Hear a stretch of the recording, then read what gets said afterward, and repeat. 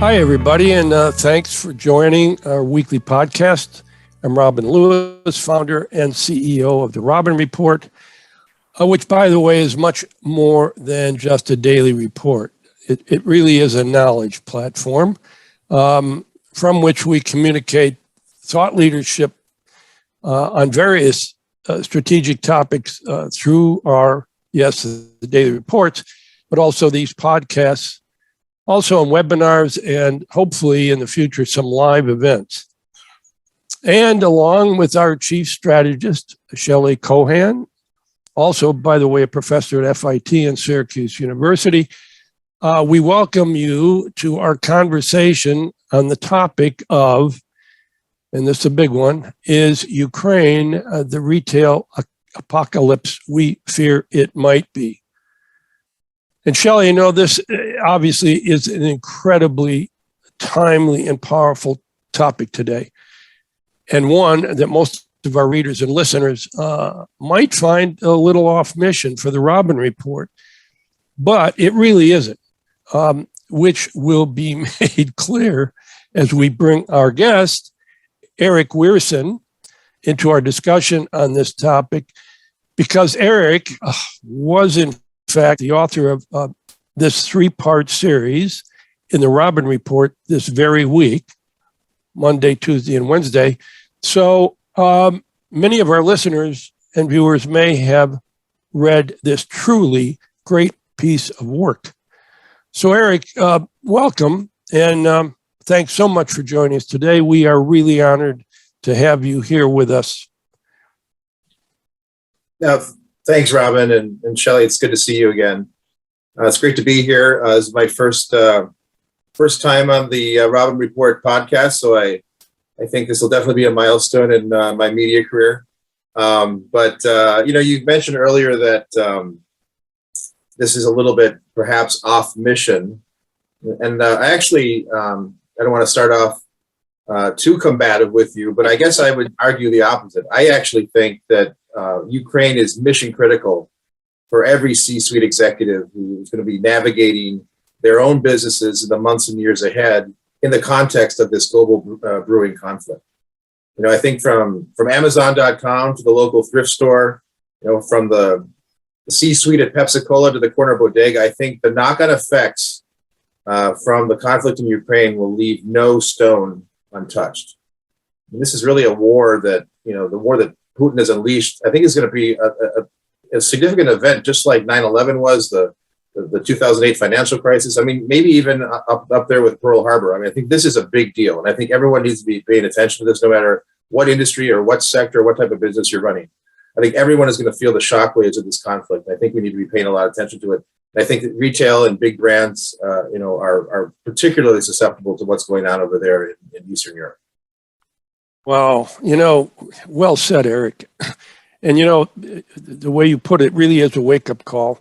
And actually, it's a perfect setup for our discussion here today. So, but before we get started, Arick, I'd like to give our listeners and viewers a bit of your background that really gave you the great perspectives and insights expressed in your Robin Report series. You've had an incredible career in so many ways. You've traversed many industries and geographies, by the way, from investment banking to television to New York City politics with Mayor Bloomberg, no less. And of course, you're a great retail pundit, frequently called upon by every major broadcast channel and business publications. And I know you've done work in Brazil and Angola for the likes of J.P. Morgan, Bloomberg, Luanda Fashion Center, CNN, and of course, the apex of his achievements, the Robin Report.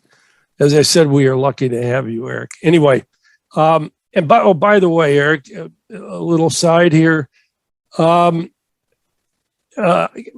us a little, background on this, your personal trophy shelf, if you will.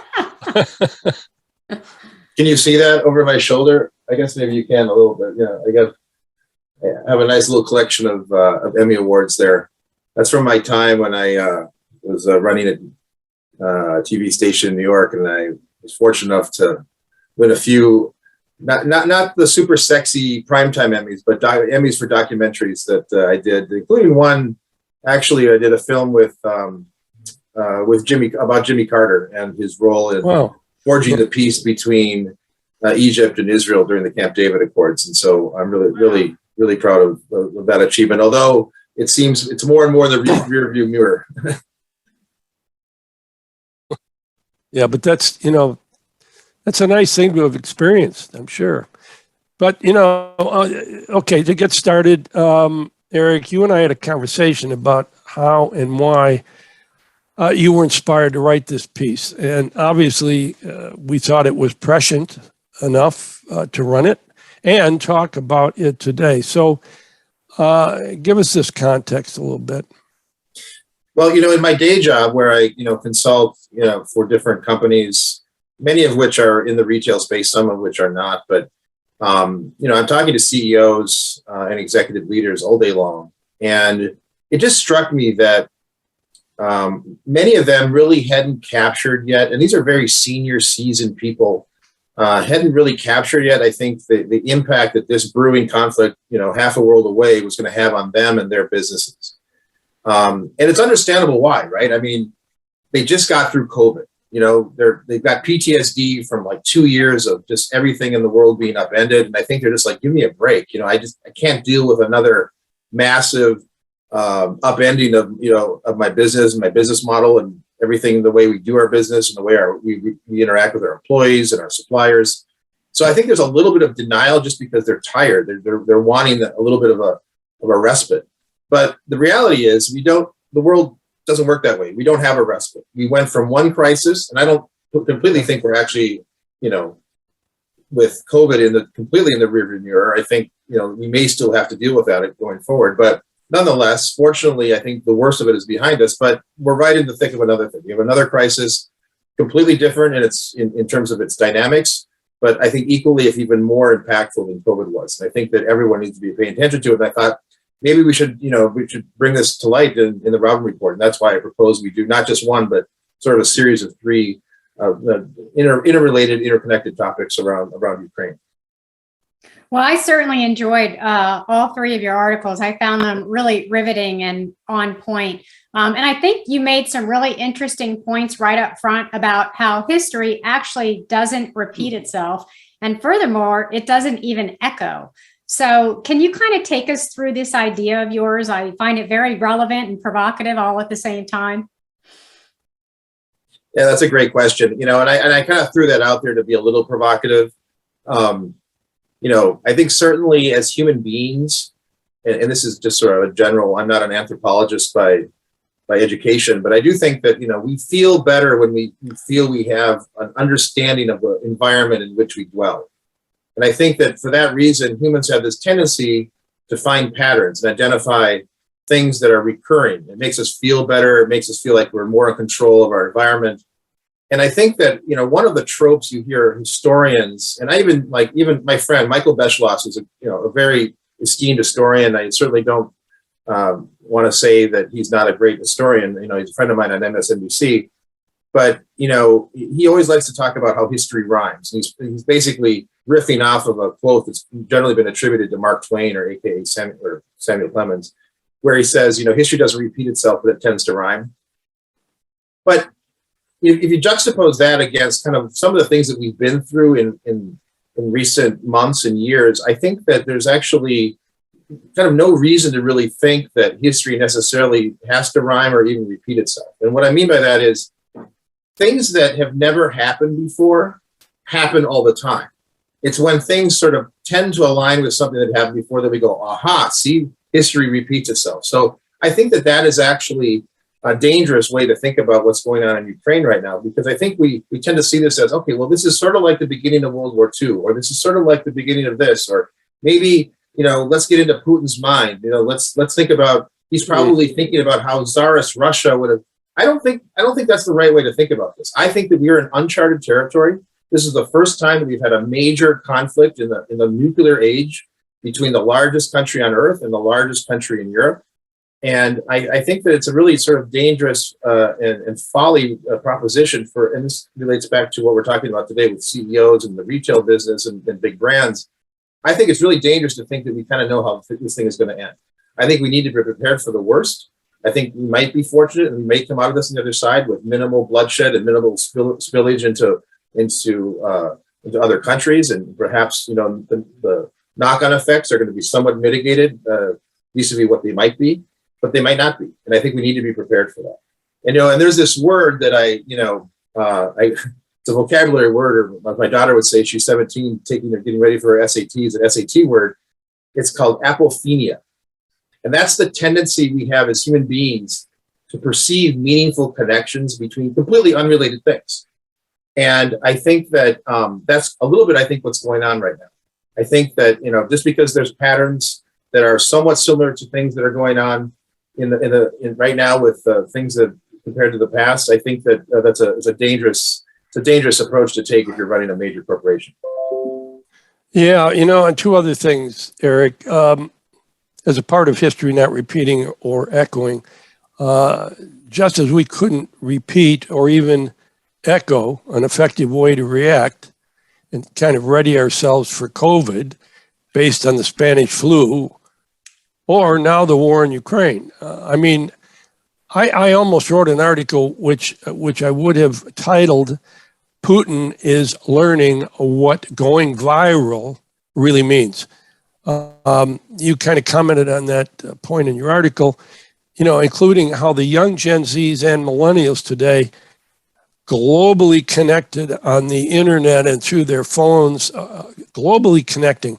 And so the point is, in the aggregate, together, they can literally dictate corporate decision-making today.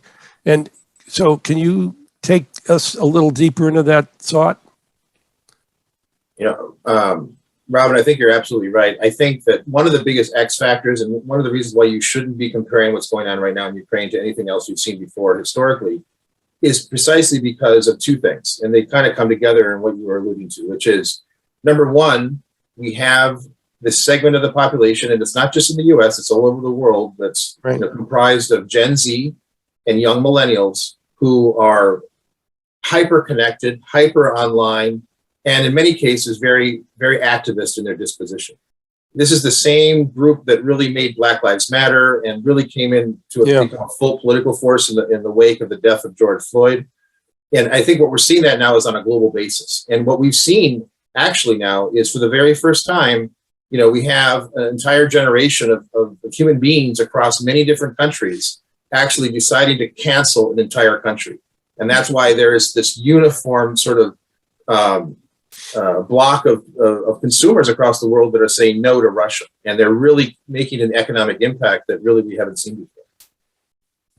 That is definitely true. They're really, a lot of the consumers are choosing, right, between good and evil almost, to some regard. The other thing, Arick, that you talked about when you're talking about the economic front, you also talked a little bit about short-termism, greed, woke capitalism, and really how economies will never be the same again, and how the 20s and 30-year-olds have really deputized themselves as these, economic ambassadors of the world, and the kind of their power over international brands. So talk to us a little bit about that. Well, I think what we saw in the early days of Putin's campaign in Ukraine was just this, a lot of brands saying, we are pulling out of Russia, or we're suspending operations. But there were, what was more notable was who was not, making those declarations. And I think there's a lesson to be learned, particularly if you're in the retail space, about the Uniqlo case. And I think that, in the future, historians actually might look at what happened with Uniqlo, or Fast Retailing, which is the parent company, it's a Japanese retailer. They basically said, no, we're going to stay there. We don't have, we're a private company. We sell clothes. We don't get into politics. We're not taking sides. That's our position. The blowback was so swift and so severe that they did basically the fastest 180 you've ever seen. And they decided basically within, a number of days, no, actually, no, we reevaluated and we actually are suspending operations and, so on and so forth. And then on this kind of, on the opposite end of the retail sector, different, type of retail, like say Burger King, for example, big, US fast food chain, they want to get out. And they're afraid that this cancel culture mentality from Gen Z consumers in the US principally, but also around the world is going to start to say, hey, boycott, Burger King, they're still in Russia. They want to desperately get out, but the arrangement they have with their franchisee, who's actually owned by a major Russian oligarch, he's not willing to let them out of their contract. He said, I'm not shutting down these restaurants. I control my own supply chain. I'm going to keep these stores open. I'm paying my licensing and my marketing fees. And so Burger King, they want to get out, but they can't because they have this foreign partner. The same thing is going on with Subway and a few other sort of franchisees. The franchisee model is actually very, very complicated in countries like Russia. So what we're seeing right now, though, is this massive exodus. Brands do not want to be touching anything Russian with a 10-foot pole. It's really fascinating, Arick. When you think about it, and it's going to be very interesting to see how this eventually plays out. But the huge mass of over 400 that have left is incredible. And Arick, even before the pandemic, getting into inflation and now the war, even before all of that, there was a growing income gap, between the haves and the have-nots.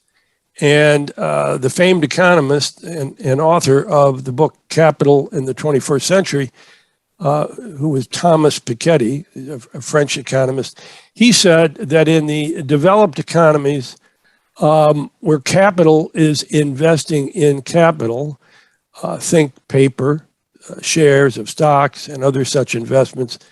So more capital is investing in capital versus investing in Main Street, so to speak, or manufacturing growth. In other words, a lack of investing in real physical growth versus paper growth. And this income gap continues. And all of this is before the pandemic, inflation, and war. Anyway, Piketty said there's only one of two possible outcomes, a revolution or a plutocracy. Anyway, now the war, and you talk about that gap getting worse. So give us your take on this. Right. I mean, there's never an ideal time for war and bloodshed and loss of life. But this conflict in Ukraine couldn't have come at a worse time for the global economy. Because the real recovery from the pandemic-induced contraction was kind of still in its very initial stages. We find that not just here in the U.S., but in many countries around the world, inflation was surging. There's fears of stagflation in central banks. We're starting to claw back some of these stimulus incentives and packages that they had sort of launched, starting to raise interest rates. But now everything is back in flux. And with commodity prices are surging, I think the economic impacts of Ukraine are being felt all over. And they Americans are starting to feel them right immediately at the gas pump. Yesterday, I had a quick lunch with someone at a Chinese restaurant. And there was a big sign, when I was paying at the window, the checkout window, that said, "I'm sorry to inform you, but our prices of our food and our supplies are X amount higher, so we've had to raise and redo our menu. We're moving to an all digital menu now, so that we can adjust prices, as inflation rears its ugly head." And that's where it's going to hit the bottom line for people who don't have a lot of disposable income to begin with, because these are people who are going to be spending a lot more of their income on the basic necessities and have a lot less disposable income for things like travel or fashion or cars or other consumables. Yeah, those points are right on, of course. And but let's take it up a level and really, if you could talk a little bit about the potential of the global economic disruptions, the financial markets, and of course, with COVID still hanging around us and inflation as well, what's the major implications for major brands operating and developing countries, and discretionary pricing, and of course the whole remittance issue, which is a really key consideration. Yeah, I don't, Shelley, I don't think it's going to be felt evenly, by any sense. I think that for upscale brands and luxury retailers that generally are catering to higher income consumers, I think that it's really going to be a function of how much they're exposed to the conflict. An example might be in Dubai. A third of the tourists that hit Dubai are Russian. A big percentage of the real estate market in Dubai is driven by Russian investors. And obviously now with all of the sanctions and getting a lot of the Russians off of the international, off of SWIFT and off of some of the other sort of financial mechanisms in which money moves around internationally, I think economies like Dubai, and then on a macro level, and then think about all the small businesses and medium-sized businesses and retailers that support that, they are going to be adversely affected. Of course, maybe here in the U.S., I think if you are in that upper income bracket, I think you'll probably feel less of a pinch in your life and the lives of those retailers that cater to that audience are going to be less affected. But back to my earlier point, I think that if you're at the lower end of the income scale, working class in this country and other industrialized countries, I think you're going to feel a lot more. And I think that to your point about the remittances, and that's something I talked about, I think in the second article that I wrote. There are countries in what I would call as part of the ex-Soviet sphere. These are countries that used to be part of the Soviet Union. Now they're independent, but they have very close ties with Russia. And a lot of these are countries that have been sort of high growth investment markets for US and European, Western European mainly, and some Asian companies over the last 20 or 30 years. But these are countries that depend heavily on foreign remittances from Russia. And those are basically completely cut off now. And there are some, I think I gave the example, of one country, Kyrgyzstan, where almost 10% of GDP comes from Russian remittances. So imagine the impact that's going to have on as that rolls through their own economy. So I think the effects are going to be uneven. They're going to be felt across the board. But I think there's going to be certain areas that are going to feel it more than others.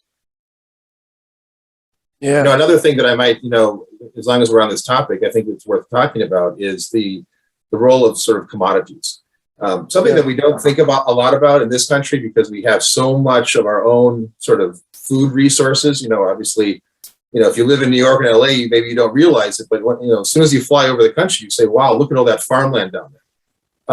But the reality is that for a lot of Western Europe, a lot of the Middle East, and even parts of Asia and Africa, the breadbasket is Ukraine and Russia, and Ukraine is not going to have a harvest this year of any appreciable size. The Russian harvest is obviously going to be tremendously, made more difficult because of sort of the conflict and the sanctions that are being, pressed upon the country. So imagine that, and there's some countries like Eritrea, I think I gave as an example, a small little country in Africa, but 100% of their wheat imports come from Ukraine and Russia. Now imagine how is that country going to get its bread? And if you guys recall, and I'm sure you do, back when the Arab Spring started in Tunisia, what was the spark? I mean, there were some underlying political issues, historical issues that were at play there, but the spark was bread, right? Bread is very important to, the Arab diet in general. And, the fact that bread prices and wheat prices and grain prices were high, that's what really tipped off with the Arab Spring. So imagine, let's fast forward a year from now.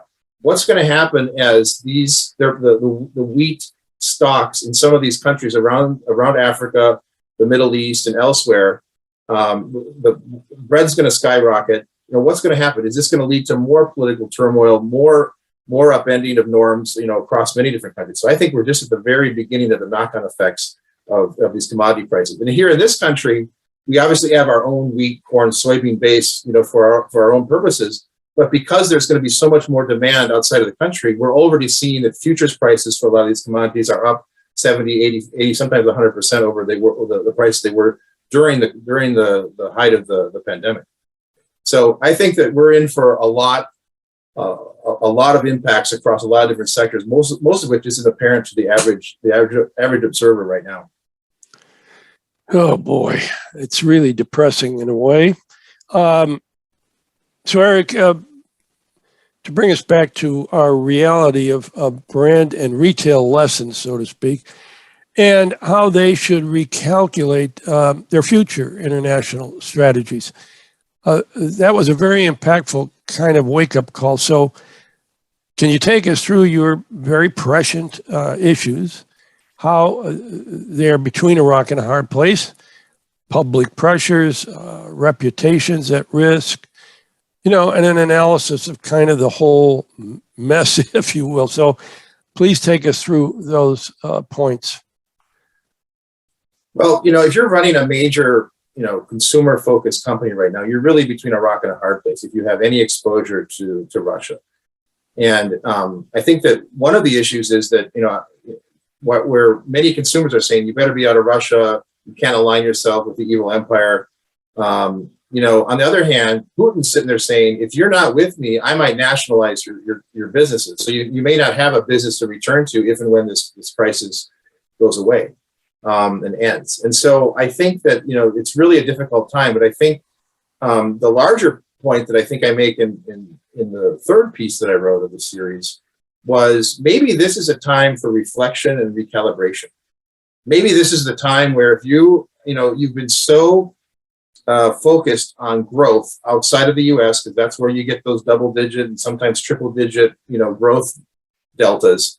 But maybe you need to think a little bit more closely about where you're investing. What are the political risks? I mean, I think that for so long, American companies sort of told themselves created this mythology that, trade is the other hand of peace and democracy. And you need trade and international connectedness and ligatures with the West. And that's what's going to eventually drive sort of, more, democratic mores within a given society. And that's sort of been the operating thesis for a lot of companies and why they've sort of kind of turned a blind eye to whether it's human rights abuses or autocratic governments or this or that. But I think what we're seeing right now is when that equation goes sideways. And so, forget Russia for a moment. I mean, let's think about places like China, like certain autocracies throughout Africa, places in the Middle East, places that are, Saudi Arabia, even the Emirates. The U.S. obviously doesn't do much, if any, business with Iran, but there's a lot of European companies, particularly French companies, that have major interests, including retail interests. Carrefour, the big, massive global supermarket juggernaut from France, has a joint venture, in Iran.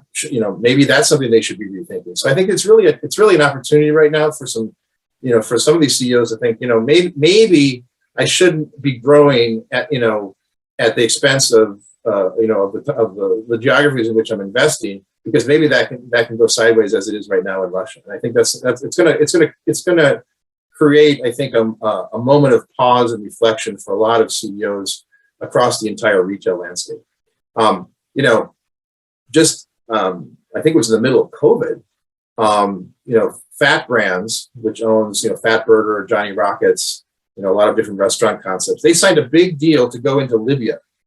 And just, I imagine what the CEO of that company is thinking when he saw the news a day or two ago, where the Libyan leaders were saying that they're going to start sending troops to support the Russian troops in Ukraine. So suddenly Libya sort of aligned themselves with Russia, and they may find themselves sort of ostracized by the international community. I wonder what that CEO is thinking about the wisdom of that deal. Cinnabon's another one that's in Libya. So the thing is, if you're in one of these countries, right now you probably be thinking, should I continue to invest in those countries, or maybe even I should pull back some of these investments? Arick, you have a vast amount of knowledge on this whole thing because of your career and the experiences you've gone through and where you've been and who you've been doing it with and so forth. This is incredible. With what the world is now going through. And Arick, your articles along with this podcast certainly closes one of the more profound views on this Russian invasion. And it is no echo of history. Its effects on the haves and have-nots, the Gen Zs worldwide connected and strong enough to dictate all of commerce. And our brands and retailers are going to obviously have to recalculate their international strategies going forward. The world, has fundamentally changed in many ways, both good and bad, on the heels of COVID, the supply chain collapse, inflation, And now the war, I mean, unbelievable. As I've said more frequently than ever before, we must continue to find ways, for each and every one of us to make our hopes happen. So, Arick, I want to deeply thank you for joining us today. And do you have any closing thoughts for us? Well, first of all, Robin, I want to thank you for giving me a platform to share some of those views.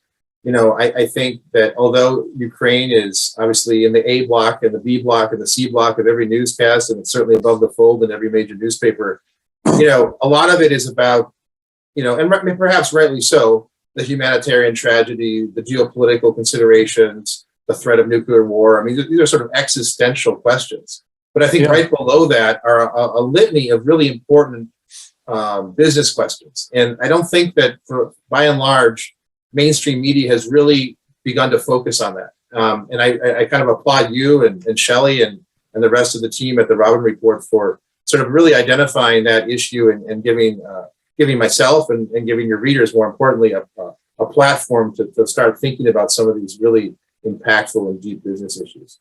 So I think this will continue to be a major issue. We're not going to be done talking about Ukraine in a month from now, and probably not 6 months or even 12 months from now. So I suspect this won't be the last time.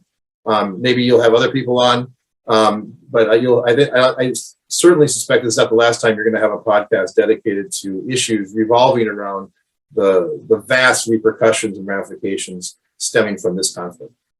Yeah. Well, Arick, it's always a pleasure talking with you. I mean, every time I spend time with you, I learn something, and you always leave me a lot to think about. So thank you again for joining us. And of course, for our listeners, you can find more of our podcast on Apple, Spotify, Buzzsprout, and of course, therobinreport.com. And look for us on YouTube, where we also broadcast our podcast as well. And make sure to follow us on social media, link in with us, and follow us on Twitter for the latest thoughts about the industry. And I want to thank one last time, big thanks to Arick, and also to our listeners and viewers. And we really appreciate it. And by the way, every time we have a podcast like this, I tell the audience, please, if any of you have a topic that you would like Shelley and I to tackle, just send me an email. It's robin@therobinreport.com. And thanks again.